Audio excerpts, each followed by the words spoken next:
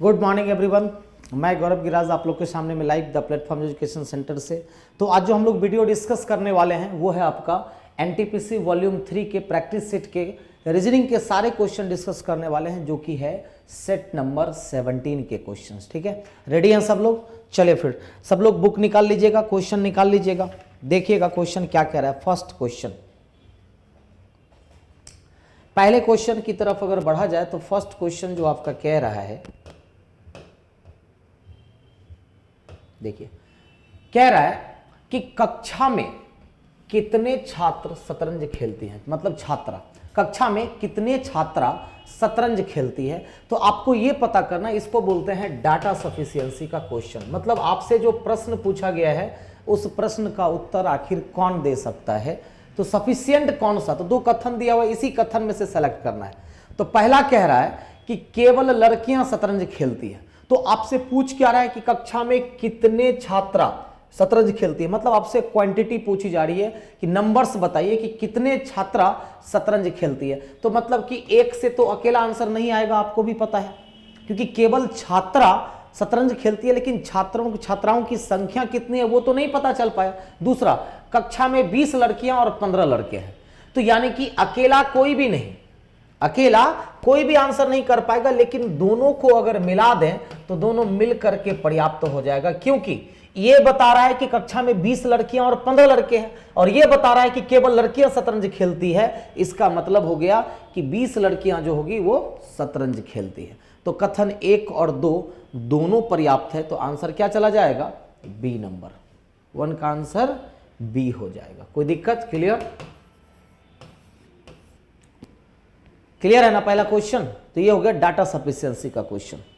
अगले क्वेश्चन की तरफ अगर बढ़ा जाए तो क्वेश्चन नंबर 6 है। देखिए क्वेश्चन नंबर 6 में क्या कह रहा है, निम्नलिखित शब्दों को शब्दकोश के क्रम के अनुसार व्यवस्थित कीजिए। मतलब डिक्शनरी आपने देखा है ना, डिक्शनरी के अकॉर्डिंग सारे वर्ड को हमको अरेंज करना है। तो एक चीज देखिएगा, पहला लेटर हर एक में कॉमन है, पहला लेटर सभी में कॉमन है, तो पहले लेटर से क्लासिफाई नहीं होगा कि फर्स्ट कौन होगा। तो दूसरा लेटर हम लोग देखते हैं, तो सेकेंड लेटर इज ए, ई और ई। तो ऑब्वियसली इसकी बात है कि सबसे पहले कौन सा हो जाएगा? 1 हो जाएगा, मतलब कि बी और डी आंसर नहीं हो सकता। अब देखिए एम ई, बाकी तीनों में 2 3 4 में एम ई है, तीसरा लेटर है टी आर आर, तो टी तो सबसे लास्ट में चला जाएगा, टी सबसे लास्ट में चला जाएगा। क्यों? क्योंकि पहले आर वाले वर्ड अरेंज होंगे। अब आर के बाद सी है और आई है, तो पहले सी वाला, मतलब 1 4 3 और 2 किस ऑप्शन में है? 1 4 3 और 2, ऑप्शन नंबर ए। तो बताइए 6 का आंसर क्या चला गया? क्वेश्चन नंबर 6 का आंसर ए चला गया। 6 का आंसर ए। क्लियर है? कोई डाउट नहीं। नेक्स्ट क्वेश्चन 13 नंबर में देखिए, 13 नंबर में क्या कह रहा है, शब्द ब्रेक्स में कितने अक्षरों की पोजीशन, स्थिति मतलब पोजीशन नहीं बदलेगी यदि इसे वर्णमाला के क्रम में व्यवस्थित किया जाए। मतलब ब्रेक्स के सारे लेटर को आपको, जैसे कि ब्रेक्स दिया हुआ है, अब इसके सारे लेटर को आपको अल्फाबेटिकली अरेंज करना है। चलो मैं अरेंज करता हूं। तो सबसे पहले ए आ जाएगा, फिर बी आ जाएगा, फिर ई आ जाएगा, तो ए बी ई, उसके बाद के, फिर आर और फिर एस। अब आप बताओ कि अल्फाबेटिकली तो मैंने अरेंज कर लिया, कितने लेटर की पोजीशन सेम रही? एक तो एस अपनी जगह पे ही है और के भी अपने जगह पर ही है, बाकी सारे चेंज हो गए। तो 2 लेटर अपने पोजीशन पे अभी भी है। Your answer is C. तो 13 का आंसर क्या चला जाएगा? सी नंबर चला जाएगा। 13 का answer C. Any doubt? Clear है?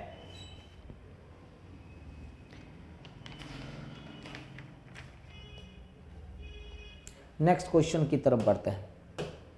14 नंबर में देखिए क्या कह रहा है, कह रहा है कि रमेश दक्षिण की ओर 4 किलोमीटर चलता है। रमेश क्या करता है? तो दक्षिण की तरफ वो 4 किलोमीटर चला। उसके बाद क्या करता है? फिर पश्चिम की ओर 8 किलोमीटर चलता है। एक काम करो, यहां से बनाओ, 4 किलोमीटर वो चला, फिर पश्चिम की ओर वो 8 किलोमीटर चलता है। क्लियर है? तो क्या करता है कि रमेश दक्षिण की ओर 4 किलोमीटर चलता है, फिर पश्चिम की ओर 8 किलोमीटर, फिर उत्तर की ओर 6 किलोमीटर। अब बताइए उत्तर की ओर वो 6 किलोमीटर चलता है। फिर पूर्व की ओर 8 किलोमीटर, तो पूर्व की ओर जब 8 किलोमीटर चलेगा तो वो कहाँ, ठीक इसके ऊपर में आ जाएगा 8 किलोमीटर। और अंत में दक्षिण की ओर 1 किलोमीटर, और अंत में क्या करता है वो, दक्षिण की ओर 1 किलोमीटर चलता है। तो प्रारंभिक बिंदु से रमेश कितनी दूरी पर है, तो जरा बताइए प्रारंभिक बिंदु से रमेश कितनी दूरी, तो प्रारंभिक बिंदु ये रहा और अंतिम बिंदु ये रहा। अच्छा ये टोटल कितना है 6, तो 4 1 5 ऑलरेडी हो गया है, मतलब यहां से यहां की दूरी कितनी हो जाएगी, 1 किलोमीटर आपका आंसर हो जाएगा बी नंबर। तो 14 का आंसर क्या हो जाएगा, बी। अब इसको बनाने का एक टेक्निक भी है, शॉर्ट ट्रिक, तो शॉर्ट ट्रिक भी सीख लो जरा। जैसे ही कोई भी वॉकिंग बेस्ड का क्वेश्चन हो या कोई भी क्वेश्चन हो, ट्रिक से आप बना सकते हो। ट्रिक क्या है तो ध्यान दो। रमेश क्या करता है, दक्षिण की ओर 4 किलोमीटर, दक्षिण का मतलब साउथ में वो 4 किलोमीटर चलता है। अब फिर पश्चिम की ओर 8 किलोमीटर चलता है, किधर, तो फिर पश्चिम की ओर 8 किलोमीटर चलता है। फिर उत्तर की ओर 6 किलोमीटर, फिर नॉर्थ में वो कितना चलता है, 6 किलोमीटर चलता है, नॉर्थ में वो 6 किलोमीटर चलता है। फिर पूर्व की ओर 8 किलोमीटर, मतलब ईस्ट की ओर 8 किलोमीटर चलता है, ईस्ट की ओर 8 किलोमीटर चलता है। और अंत में दक्षिण की ओर 1 किलोमीटर, मतलब साउथ में वो 1 किलोमीटर। ऐसे ही दिया हुआ है ना, दक्षिण में 4 किलोमीटर, फिर पश्चिम में 8 किलोमीटर, उत्तर में 6 किलोमीटर, पूर्व में 8 किलोमीटर और दक्षिण में 1 किलोमीटर। तो इसका ट्रिक क्या होता है जरा समझो। ट्रिक होता है कि अपोजिट वाले कट जाते हैं, ईस्ट 8 अपोजिट में क्या हो जाता है, कट जाएगा। तो ईस्ट और वेस्ट, मतलब कि ईस्ट 8 किलोमीटर, वेस्ट 8 किलोमीटर घट जाएगा। अब सेम डायरेक्शन वाले क्या हो जाते हैं, ध्यान दीजिएगा, सेम डायरेक्शन वाले जुट जाते हैं। तो साउथ और साउथ का मतलब क्या हो गया, साउथ 5 किलोमीटर और नॉर्थ 6 किलोमीटर। तो दूरी कितनी रह जाएगी, 1 किलोमीटर की दूरी रह जाएगी। कितनी दूरी रह जाएगी, 1 किलोमीटर की दूरी रह जाएगी।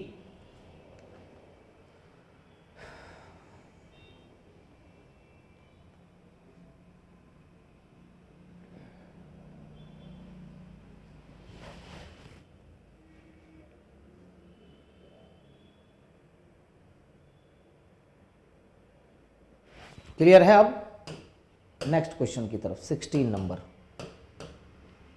16 नंबर के नीचे दी गई श्रृंखला में कितने अंक अपने दाईं ओर के अंक से पूरी तरह विभाज्य है, पूरी तरह विभाज्य है, यही ना 16 नंबर में।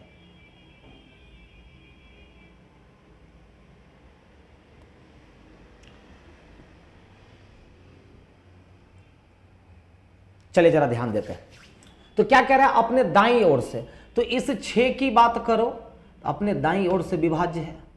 ये 2 4 से विभाज्य नहीं है, 4 8 से विभाज्य नहीं है। फिर ये 8 जो है इस 8 से विभाज्य है। फिर ये जो 8 है ये इस 8 से विभाज्य है, 3 मिल गए।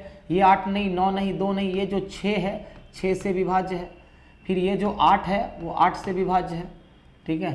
3 4 से नहीं, 4 3 से नहीं, मतलब कितने मिले आपको, 1 2 3 4 5, मतलब 5 ऐसे नंबर्स हैं जो अपने दाईं ओर से विभाज्य है। कौन कौन सा, ये जो 6 दिख रहा है आपको, ये जो 8 दिख रहा है, 8 6 8, ये पांचों ऐसे अंक हैं जो अपने दाईं ओर से कंप्लीटली डिविजिबल है। योर आंसर इज ए, 16 का आंसर ए हो जाएगा, 16 का आंसर ए। डन। अगले क्वेश्चन की तरफ, 17 नंबर में क्या कह रहा है ध्यान दीजिएगा। 17 में 6 व्यक्ति एक कतार में खड़े हैं, सभी के सभी एक रो में खड़े हैं। पहला लाइन क्या कह रहा है वो बताओ। तो फर्स्ट लाइन कह रहा है डी तथा एफ के मध्य एक व्यक्ति स्थित है, सी ए के पीछे खड़ा है, कतार में ई सबसे आगे नहीं है, एफ ए तथा बी के मध्य खड़ा है। तो जरा ध्यान दो, डी तथा एफ के मध्य एक व्यक्ति खड़ा है। अच्छा, डी तथा एफ के मध्य एक व्यक्ति खड़ा है, या तो ये हो सकता है या ये हो सकता है। तो डी तथा एफ के मध्य एक व्यक्ति स्थित है। उसके बाद देखिए ये लाइन तो बना लिए डी एफ, फिर दिया हुआ है एफ ए और बी के, एफ ए तथा बी के मध्य खड़ा है। अब एफ किसके, तो ए तथा बी के मध्य खड़ा है, तो या तो ये हो सकता है एफ ए तथा बी के मध्य खड़ा है, सेम यहां पे एफ ए तथा बी के मध्य खड़ा है। कुछ क्लियर अभी फिलहाल नहीं है। अब देखो ये भी लाइन बैठा दी है, कह रहा है सी ए के पीछे खड़ा है और कतार में ई सबसे आगे नहीं है। कतार में अब सी क्या कह रहा है, सी ए के पीछे खड़ा है, तो सी अगर ए को यहां रखते हैं तो सी ए के पीछे खड़ा हो जाएगा, ठीक है। सी ए के पीछे और ई सबसे आगे नहीं है, तो सबसे आगे नहीं है, कतार में सबसे आगे तथा पीछे कौन है, यही पूछ रहा है ना। तो कतार में सबसे आगे तथा सबसे पीछे कौन सा व्यक्ति है।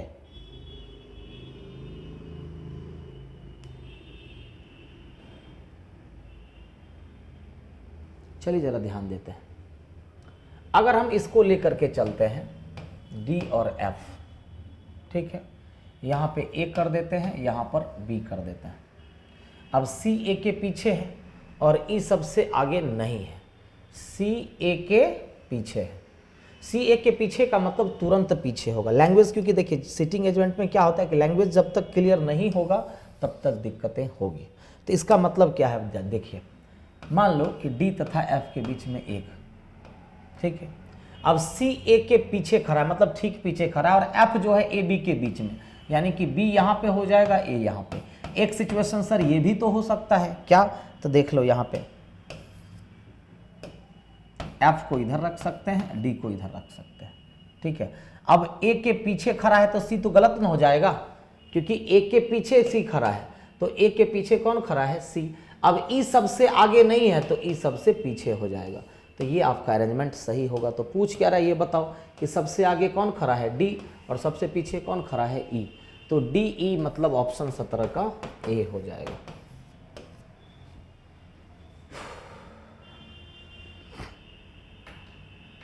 यहां पे ठीक होना चाहिए, सी ए के ठीक पीछे खड़ा है, ठीक है, ठीक पीछे खड़ा है, तब जाकर के क्वेश्चंस का लैंग्वेज भी एवरीथिंग आसानी से बन जाएगा। क्लियर। 19 नंबर में देखिए क्या कह रहा है, कह रहा है यू भी का पति है। अब यू कौन है, भी का पति है, मतलब भी पत्नी हो गई, यू भी का पति है। वी और डब्ल्यू एक्स की पुत्रियां हैं, वी और डब्ल्यू कौन है, तो वी और डब्ल्यू दोनों एक्स की पुत्रियां हैं। वाई एक्स का पति है, अब वाई कौन है, तो वाई जो है वो एक्स का पति है, तो मतलब एक्स पत्नी हो गई। तो वाई यू का कौन है, तो पूछ क्या रहा है आपसे कि वाई जो है वो यू का कौन है, तो वाई यू का कौन हो जाएगा, ससुर हो जाएंगे। कौन हो जाएंगे, ससुर, क्योंकि पत्नी और पत्नी के पिता, ससुर। ऑप्शन नंबर बी क्या हो जाएगा, 19 का option B number. Done, clear है। नेक्स्ट क्वेश्चन जो भी इंपॉर्टेंट है लिखते जाइएगा। 20 नंबर क्वेश्चन देखिए क्या कह रहा है,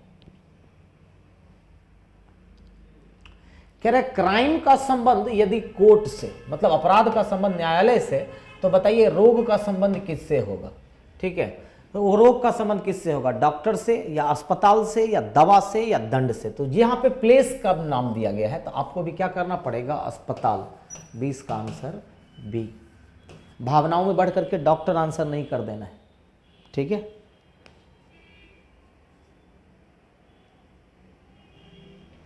नेक्स्ट क्वेश्चन 23 नंबर में, कुछ शिक्षक अमीर हैं, एस से शिक्षक हो गया, अब कुछ शिक्षक जो हैं वो अमीर हैं। फिर कह रहा सभी मधुमेह रोगी अमीर हैं, तो एम इसके अंदर में आ जाएगा, क्योंकि सभी मधुमेह रोगी अमीर हैं। अब पहला कंक्लूजन क्या कह रहा है वो बताइए। तो पहला कंक्लूजन कह रहा है कि कुछ मधुमेह रोगी शिक्षक है। अच्छा बताइए, मधुमेह रोगी यहाँ पे है और शिक्षक यहाँ पे है, क्या दोनों में कोई रिलेशन आपको बनता दिख रहा है, नहीं, इसका मतलब पॉजिटिव नहीं होगा। अब कुछ अमीर लोग मधुमेह रोगी हैं, तो कुछ अमीर लोग ये हो गया, अब मधुमेह रोगी, तो इस दोनों में रिलेशन है, तो दूसरा सही हो जाएगा। केवल निष्कर्ष 2 अनुसरण करता है, तो 23 का जो ऑप्शन होगा वो ए हो जाएगा। क्लियर है। 24 नंबर में देखिए, कुछ शेर बाघ होते हैं और कुछ बाघ हाथी होते हैं। कुछ शेर क्या होते हैं, बाघ, और कुछ बाघ जो होते हैं वो हाथी होते हैं, और सभी हाथी बंदर होते हैं। तो बी एन से बंदर हो गया, बंदर होते हैं, और सभी बंदर जो है वो मानव होते हैं। चलो डायग्राम तो बन गया। अब इस पे पहला कंक्लूजन क्या दे रहा है ये बताइए। तो पहला कंक्लूजन कह रहा है कि कुछ मानव बाघ होते हैं। अच्छा बताइए कि मानव ये रहा और बाघ ये रहा, तो दोनों में रिलेशन बन गया ना, मतलब कि कुछ मानव बाघ होते हैं, तो बिल्कुल सही। अब कुछ बंदर बाघ होते हैं, ये भी सही, क्योंकि बंदर का भी रिलेशन बाघ से बन रहा है। मतलब कि निष्कर्ष 1 और 2 दोनों अनुसरण करते हैं, तो आंसर जो चला जाएगा 24 का डी चला जाएगा, 24 का ऑप्शन डी। क्लियर है ना? नेक्स्ट क्वेश्चन 26 नंबर क्या कह रहे हैं देखिएगा। 26 कह रहा है कि वकील के सामने आपसे ईमानदार होने की अपेक्षा की जाती है। बचाव पक्ष के सामने अनुसरण किया जाने वाला एक अनुदेश दिया हुआ है कि वकील के सामने आपसे, मतलब कि जो भी सच्चाई है वो वकील के सामने में आप रखें। बचाव पक्ष के सामने अनुसरण किया जाने वाला एक अनुदेश। तो पहला, जब तक सावधान ना किया जाए मुवक्किल स्वयं को बचाने के लिए कुछ महत्वपूर्ण तथ्यों को छिपाने की कोशिश करते। देखिए अनुमान है, तो ये चीजें क्यों बोली गई? क्योंकि लोग छिपाते हैं। तो पहला अनुमान बिल्कुल सही है। दूसरा, कभी कभी बचाव पक्ष के विवाद की रणनीति के लिए रूप में महत्वपूर्ण तथ्यों की आवश्यकता पड़ती है। तो बिल्कुल सही, वकील को कुछ चीजों की आवश्यकता पड़ती है, अगर कुछ चीज आप उससे छिपा लेंगे तो भी गलती। तो अनुमान क्या हो जाएगा? दोनों के दोनों अनुमान यहां पर सही हैं। तो 26 का जो आंसर हो जाएगा वो ए हो जाएगा। ठीक है, ये स्टेटमेंट क्यों बोला गया? क्योंकि मुवक्किल का मतलब वही हो गया बचाव पक्ष। मुवक्किल स्वयं को बचाने के लिए कुछ महत्वपूर्ण तथ्यों को छिपाने की कोशिश करते हैं। तो जब तक आप सच्चाई नहीं बताएंगे तब तक वो वकील उस पर बेहतर पॉइंट ऑफ व्यू नहीं रख सकता है। नेक्स्ट क्वेश्चन देखिएगा क्या कह रहा है। एक परिवार के 10 सदस्य ABCDEFGH K और L हैं। इस परिवार में क्या सब है? तो इस परिवार में 2 दंपत्ति हैं, 2 पिता हैं, 1 माता और 3 भाई हैं। मतलब 2 मैरिड कपल, 2 फादर, 1 मदर, ठीक है, और 3 भाई हैं। ठीक है, यह इस प्रकार जाने जाते हैं कि BL का पिता है। B कौन है? L का पिता है। BL का पिता है, चलो ये आपने बैठा लिया। और HK की माता है, छोड़ दीजिए। D शादीशुदा नहीं है, छोड़ दीजिए। ठीक है, EB की बहन है और DK का चाचा है। तो क्या करेंगे हम लोग? तो EB की बहन है, पहले ये बैठा लो, EB की बहन है। तो E कौन है? तो E जो है वो B की बहन है। जो दिया हुआ है उसको पहले बैठा लो, EB की बहन है। DK का चाचा है, अभी नहीं बैठा सकते।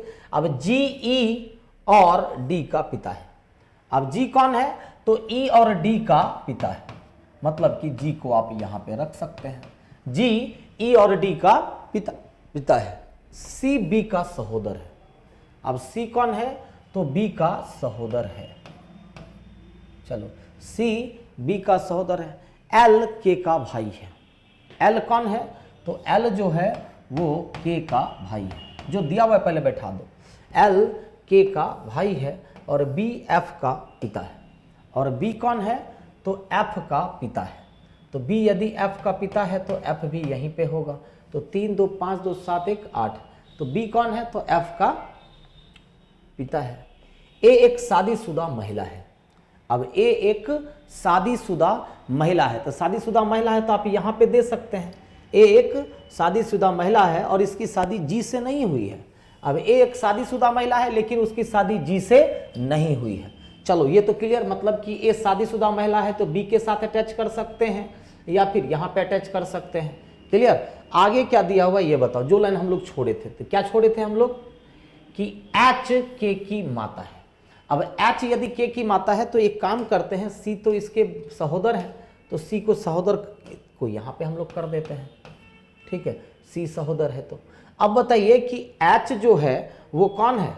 यहां पर देखिए कि H K की माता है, तो H यदि K की माता होगी तो H यहां पे हो जाएगी। तो एक मैरिड कपल तो हो गए, H K की माता है। अब D जो है वो शादीशुदा नहीं है। अब D जो है वो शादीशुदा नहीं है, ये भी क्लियर कर दिया कि D शादीशुदा नहीं है। और D K का चाचा है। और D K का चाचा है तो मतलब D K का चाचा तो वैसे भी हो गया। D कौन हो गया? तो K का चाचा हो गया। D K का चाचा है, ये भी हो गया। G E और D का पिता है, ये भी हो गया। C B का सहोदर है। अब L K का भाई है। A एक शादीशुदा महिला है और उसकी शादी, देखिए टोटल कितने पर्सन हो गए? 1 2 3 4 5 6 7 8 9। अब बताइए ए शादीशुदा महिला है तो जी इसके यहां नहीं हो सकता, यहां ऑलरेडी हो गया। अब डी अब महिला है तो महिला और महिला शादी, तो मतलब कि क्या हो जाएगा यहां पर ए एक शादीशुदा महिला है, मतलब कि ये हो जाएगा। क्लियर, समझ गए। तो 27 नंबर में कह रहा है, ठीक है, और कुछ दिया, डी के का चाचा है, जी ई, और अब कह रहा है कि परिवार में दो दंपत्ति, तो एक दंपत्ति और एक दंपत्ति, यहां पे दो दंपत्ति, दो पिता, तो एक पिता ये हो गए और इसके पिता ये हो गए, दो पिता हो गए, एक माता और तीन भाई है, एक माता और तीन भाई है, मतलब कि आपस में ये तीनों क्या हो जाएंगे, भाई हो जाएंगे। क्या हो जाएंगे, तीनों के तीनों तो भाई हो जाएंगे। क्लियर है। अच्छा, तीन भाई कह रहा है ना, जस्ट वेट, तीन भाई, तो बताइए कि यहां पर एक भाई यहां पे हो गया, एक भाई यहां पे हो गया, दो भाई यहां पे, दो एक तीन भाई तो हो गए इसके। देखिए अब ये चारों आपस में क्या है, भाई है, मतलब कि ये दोनों फीमेल हो जाएगी। क्या हो जाएगी, फीमेल, क्योंकि तीन भाई तो हो चुके हैं, इसीलिए तीन भाई आपको यहां पे ऑलरेडी हो चुके हैं। क्लियर है, ये आपका हो गया। तो कह रहा है कि परिवार में क्रमशः पुरुष और महिला सदस्य कितने हैं, तो जरा बताइए परिवार में पुरुष और महिला सदस्य कितने हैं। तो पुरुष सदस्य पहले काउंट कर लो, पुरुष सदस्य 1 2 3 4 5, तो पुरुष सदस्य कितने हैं, 5। तो महिला सदस्य भी कितनी हो जाएगी, तो मेल इज टू फीमेल का रेशियो हो जाएगा 5:5 का, कितना, 5:5। 27 का आंसर ए। क्लियर है। एक क्वेश्चन इस पे और है, 28 नंबर में देखिए क्या कह रहा है। 28 नंबर में कह रहा है कि निम्नलिखित में से कौन शादीशुदा जोड़ा है, तो शादीशुदा जोड़ा कौन है, एच बी सी ए, तो एच बी और सी ए, तो एच बी जी ई, एच बी और सी ए, गलती दिया हुआ है,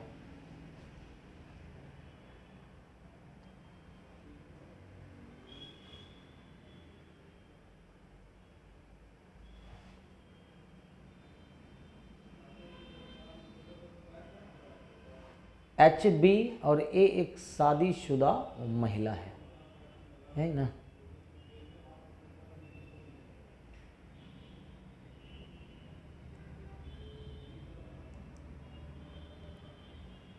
जी ए तो कभी हो नहीं सकता, ऑप्शन काटिए।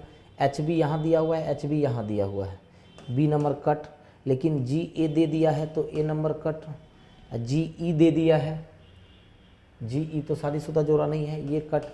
इसका मतलब हम डी आंसर कर सकते हैं, ए को एल के जगह पे रखा है, तो खैर कोई बात नहीं, वो भी एक सूचना हो सकती है। क्लियर, क्योंकि ऑप्शन से बाहर तो नहीं जाएंगे, तो एक सिचुएशन ये बन रहा है और एक सिचुएशन यहाँ पर ये बनेगा। ठीक है, खैर कोई बात नहीं, एक को आप यहाँ पर भी रख सकते हैं, एक पॉसिबिलिटी तो बनती है, तो ऑप्शन इसीलिए डी नंबर बिल्कुल सही होगा। तो लिख लीजिए इसको जल्दी से, फास्ट।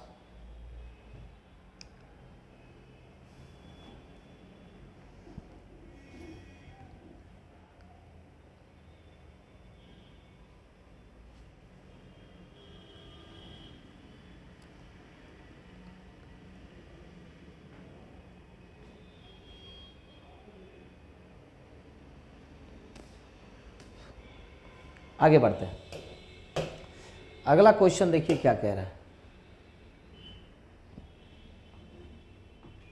33 नंबर कह रहा है कि लुप्त पद को ज्ञात करें। ये टोटल है कितना, देखो 3 3 6 3 9 3 12 और 4 16। जब ये टोटल 16 दिया हुआ है आपको, तो इसको कीजिए क्या ना कि 2 2 4 4 में बांट दो, 4 4 में बांट दो। तो देखिएगा m के बाद m दिया हुआ है, m के बाद n, m के बाद n, तो अब ऐसी सी बात है कि m के बाद n होना चाहिए, फिर यहाँ पर mn होना चाहिए, तो mn o m mn o m mn o m और mn o m, मतलब कि आपका आंसर हो गया NOMO, नोमो। किस में दिया हुआ है ये बताओ, बी नंबर में दिया हुआ है, आंसर 33 का आंसर बी हो जाएगा।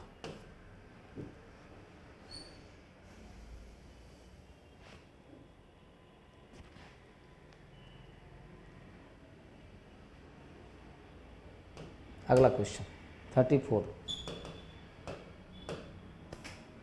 कह रहा है कि निम्नलिखित विकल्पों में से वह सब चुनिए जो दिए गए शब्द के अक्षरों का प्रयोग करके नहीं बनाया जा सकता। तो देखिएगा पेंटर शब्द नहीं बनाया जा सकता क्योंकि यहां पे आई है और आई जो है यहां पे नहीं दिया हुआ है। तो क्या कहिएगा कि सर पेंटर वर्ड जो है वो नहीं बन सकता। आंसर क्या चला जाएगा? सी।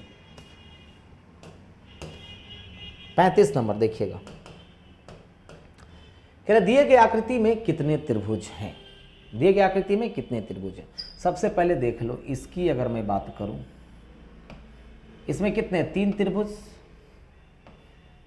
इसमें भी 3 त्रिभुज और इसमें भी 3 त्रिभुज। तो 3 मल्टीप्लाइड बाय 3 9 तो ऐसे ही हो जाएगा। प्लस की बात करते हैं,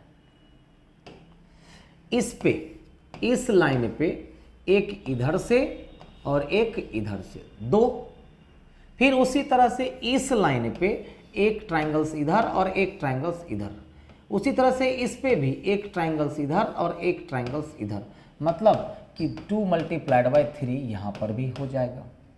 अब प्लस एक सबसे बड़ा वाला ट्रायंगल इज इक्वल टू 16। तो टोटल त्रिभुजों की संख्या कितनी हो गई? 16। तो 35 का जो ऑप्शन होगा वो डी चला जाएगा।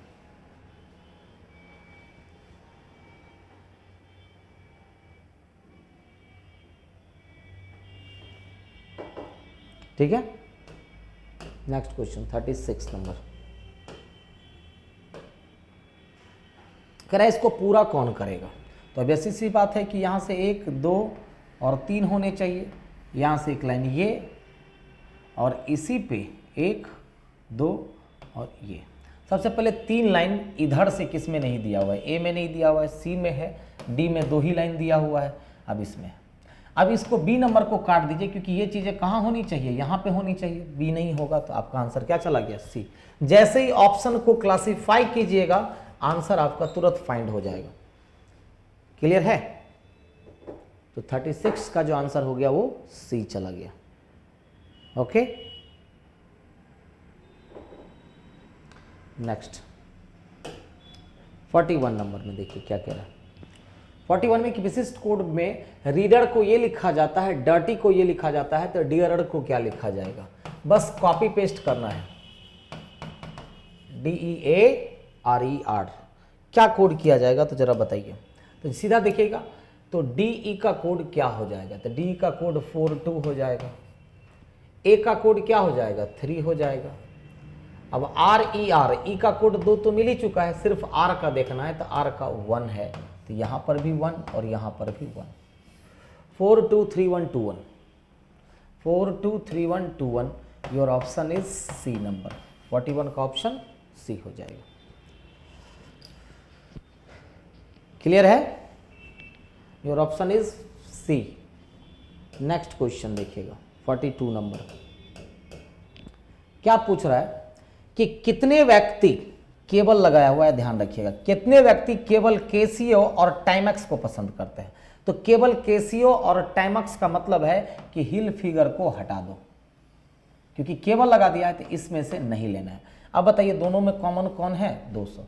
केवल केसीओ और टाइमैक्स पसंद करने वाले की संख्या कितनी है? 200 है। 42 का जो ऑप्शन हो जाएगा डी नंबर हो जाएगा। क्या हो जाएगा? डी।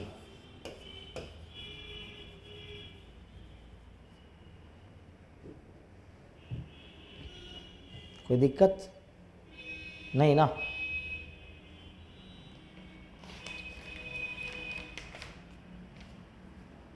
नेक्स्ट 49 नंबर में देखिए क्या कह रहा है। 49 में किसी विशिष्ट कोड भाषा में स्टॉप वर्ड को क्या लिखा जाता है?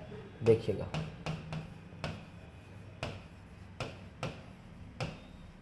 स्टॉप वर्ड को TUVCANQM लिखा जाता है। तो पूछ रहा है इस क्वेश्चन में ट्रेनिंग को क्या लिखा जाएगा?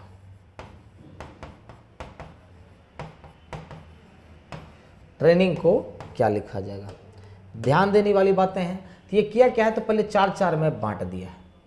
ठीक है, 4-4 में क्या कुछ बांटा ही नहीं है।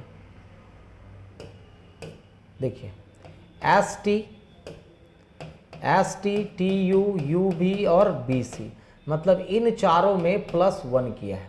इधर से आते हैं तो एक एक घट रहा है, लास्ट 4 में -1 किया है। तो आपको भी क्या करना है, इन चारों में और इन चारों में, यहाँ पे +1 करना है और यहाँ से -1 करना है। तो क्या हो जाएगा, TU RS AB और IJ, इधर से माइनस करना है तो MHM और F। Your option is USB GM HMF, USB GM HMF, तो HMF मतलब कि ऑप्शन बी। तो 49 का जो ऑप्शन चला गया आपका बी चला गया, 49 का ऑप्शन बी। क्लियर है, फर्स्ट 4 में +1 और लास्ट 4 में -1।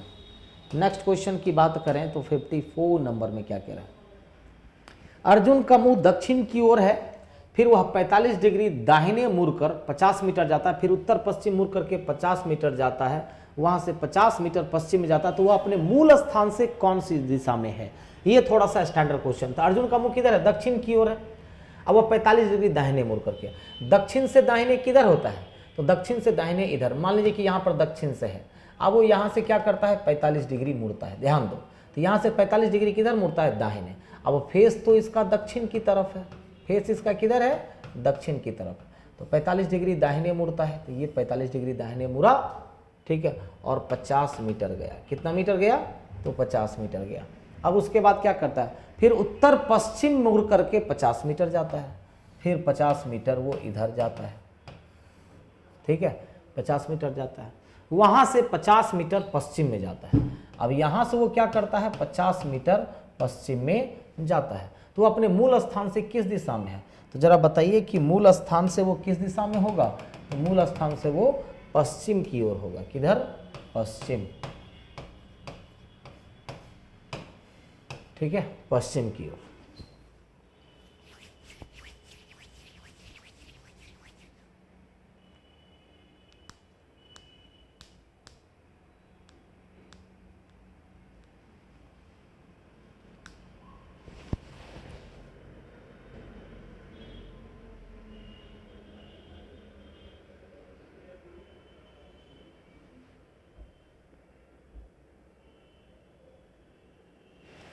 नेक्स्ट 56 नंबर में देखिए क्या कह रहा है, देखिएगा, तो ये 3 का क्यूब है और ये 4 का क्यूब है, दोनों को जोड़ करके 7 लाया है। ये 5 का क्यूब है और ये 6 का क्यूब है, दोनों को जोड़ करके 11 लाया है। तो ये किसका क्यूब है, 7 का क्यूब है। अब क्या जोड़ें कि 16 आ जाएगा, तो 9 जोड़ेंगे ना, तो 9 का क्यूब कितना होता है, 729, ऑप्शन नंबर बी। तो ये सवाल, ये जो क्वेश्चन था क्या था, क्यूब पर आधारित था, क्यूब बेस्ड था, आंसर 729, ठीक है। नेक्स्ट 57 नंबर में देखिए क्या कह रहा है, 57, भाषा हिंदी, बांग्ला और रामायण, क्या करेगा आंसर बताइए जरा जल्दी से।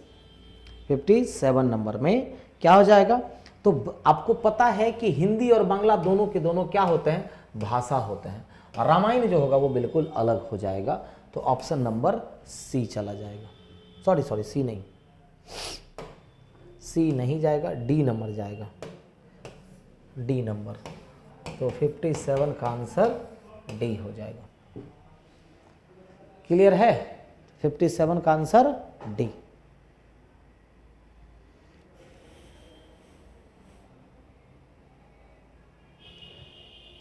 अगला क्वेश्चन 58 नंबर में देखिए क्या कह रहा है। 58 में सेम डाटा सफिशिएंसी का क्वेश्चन कह रहा है, स्वाति नमिता से कैसे संबंधित है, पूछ रहा है। तो कह रहा है स्वाति का पति नमिता की मां का इकलौता पुत्र है। अब जो स्वाति का जो पति है, मतलब ये, अब स्वाति का जो पति है नमिता की मां का इकलौता पुत्र, तो मां का इकलौता पुत्र मतलब नमिता का भाई हो गया, ये हुआ कि नहीं हो गया, तो नमिता की मां का इकलौता पुत्र है, मतलब कि पहले से तो आंसर आ गया कि स्वाति आखिर नमिता से कैसे संबंधित है, तो भाभी है। दूसरा देखते हैं आंसर कर पाता है कि दूसरा कह रहा है स्वाति का भाई और नमिता का पति चचेरा ममेरा भाई है, चचेरा भाई या ममेरा भाई है, ठीक है, या फिर ममेरा है। मतलब कि इससे भी दूसरे से भी आंसर पता चल रहा है कि स्वाति का भाई और नमिता का पति, मतलब कि जो स्वाति का जो भाई है और नमिता का जो पति है वो आपस में चचेरा भाई ममेरे भाई है, मतलब कि कजन है। मतलब पहला भी आंसर कर रहा है, दूसरा भी। तो आंसर क्या करेंगे? सी, कि दिए गए प्रश्न का उत्तर देने के लिए या तो 1 या 2 पर्याप्त है। तो 58 का आंसर सी हो जाएगा। जब दोनों अकेला अकेला सफिशिएंट हो आंसर करने को, तो याद रखिएगा आंसर क्या चला जाता है? ईदर में चला जाता है। आंसर क्या चला जाता है? ईदर में। ठीक है,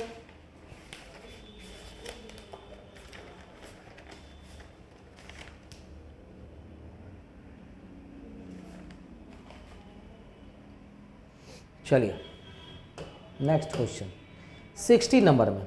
इसका एक टेक्निक होता है, कह रहा है जब घड़ी में शाम के 6:44 हो रहा है, ठीक है, तो घंटे की सुई और मिनट की सुई के बीच 2 कोणों में से छोटे कोण का मान क्या होगा? तो कुछ नहीं करना है, 60h - 11m / 2 कर दीजिए। तो कितना हो जाएगा? 60 × 6 - 11 × 44 का आधा, मतलब कि 360 - 484 / 2। तो माइनस का मतलब माइनस नहीं, अंतर होता है। क्या होता है? अंतर होता है। तो 484 में से 60 गया तो 24 हो जाएगा, और 4 में से 3 124/2, मतलब कि 62 degree. 62 degree is your answer, option number A. जरा जल्दी से इसको लिख लीजिए, फॉर्मूला जरूर लिख लीजिएगा, कंसेप्ट। तो क्या हो जाएगा? 62 डिग्री।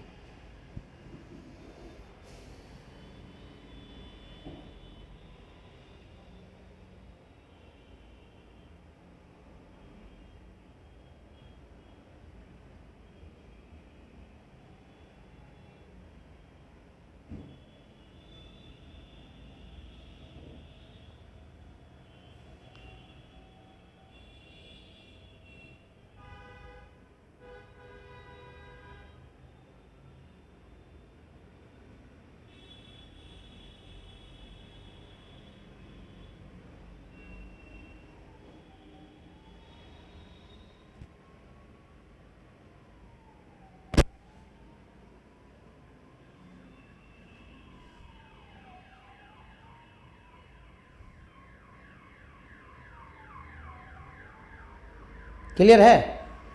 और भी क्वेश्चन है इस सेट में? बस इतना ही क्वेश्चन है, ठीक है। तो चलिए सेट नंबर 17 आपका जो है वो कंप्लीट होता है। हम लोग मिलते हैं अगले सेट में जल्द ही। चलिए फिर बाय।